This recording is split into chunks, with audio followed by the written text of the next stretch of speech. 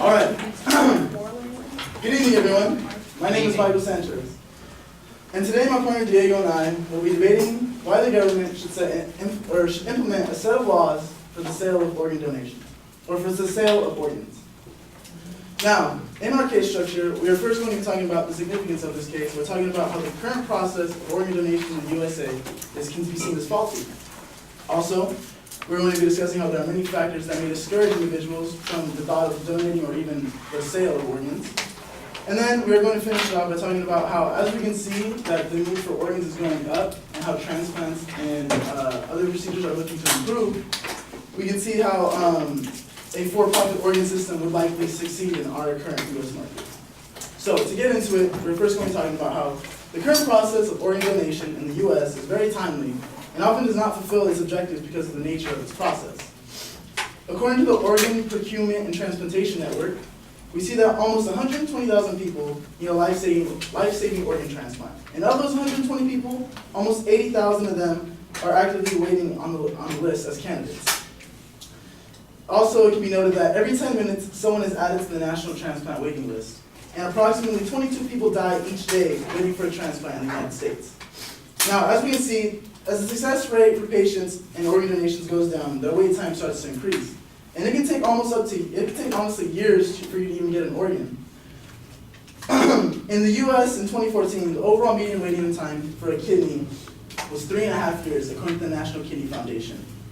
And what they also found out through their studies was that the waiting list we have in the US currently doesn't actually show the actual size of how big it could get, because some doctors are sometimes reluctant to even list patients on the waiting list because they don't believe you'll even get your organs in a realistic amount of time for it to even help you or benefit you. Sydney Lipkin of ABC News shows that of these 120,000 people on our waiting list, only 8,143 underwent transplant from deceased donors. And it ought to be noted from organdonor.gov that only 3 in 1,000 people die in a way that allows for organ donation. We can start to see how this is taking a big toll on our society by the American Transplant Foundation showing us how liver and kidney disease kills over 120,000 people each year. That's more people than Alzheimer's, breast cancer, or prostate cancer. Now that we move on, we're going to be talking about how there are many factors that may discourage the donation and sale of organs, but it is still happening illegally, which causes new problems in and of itself. Now, from the early 80s, we can see that government regulations discouraged the thought of selling your organs. We can even see how the National Organ Transplant Act of 1984, passed by Ronald Reagan, banned any sale of organs in the U.S. anywhere, claiming that for any person to knowingly acquire, receive, or otherwise transfer any human organ or valuable consideration for use in human transplant, if the transfer affects interstate commerce, would be deemed illegal. The Senate report accompanying the National Organ Transplant Act stated that human bodies should not be viewed as commodities. Now, throughout this process of trying to fix this issue, we actually start to see that a new problem occurred throughout passing this act, because organs start to become available on the black market and part of illegal trade. The USA Today conducted an investigative report in 2006, found that illegal body harvesting in the U.S. was actually a pretty common thing due to the high demand of body parts. In fact, over 16,800 families had revealed that they were pursuing lawsuits on loved ones for selling body parts or for selling organs illegally on the market, in over a $6 million market. Also, we can see how these markets have started to expand in our everyday society, as the 2012 World Health Organization report shows that 1 human organ is sold illegally somewhere in the world every hour. To put that in perspective, by the end of our debate right here, at least 1 organ will be sold illegally in our market. Now, moving on to the procedures of organ donation, we can see that there is a huge improve of organs being needed, and also we see that transplants being improved every day.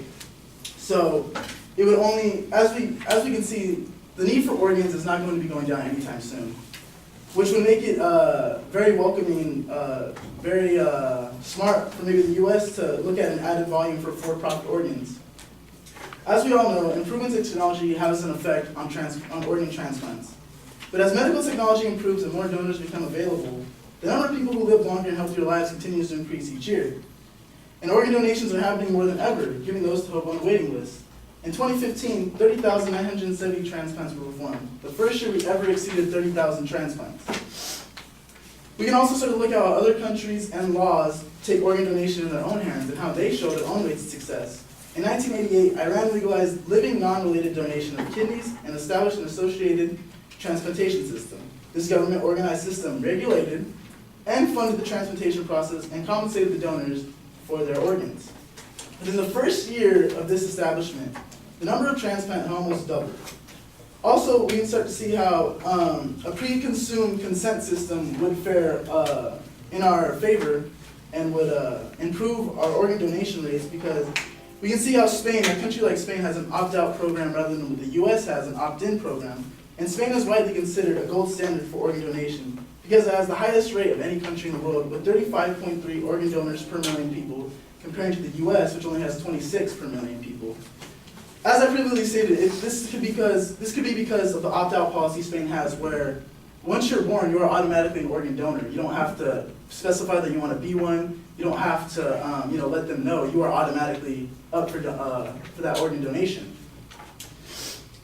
And for my last point, the selling of organs is already implemented in some ways. The American Transplant Foundation claims that the buying and selling of organs may be illegal in the US, but it is allowed for researching purposes. Also, Alexander Berger of the New York Times claims that there's really no reason to be seen selling your kidney as predatory, as there's already issues ruling legalized compensation for bone marrow donations, plasma, sperm, egg, and blood. Now, to wrap that all up and put that in perspective, we would like to call a plan of action. We would like for a change of regulations on organ donation and allow the sale of organs.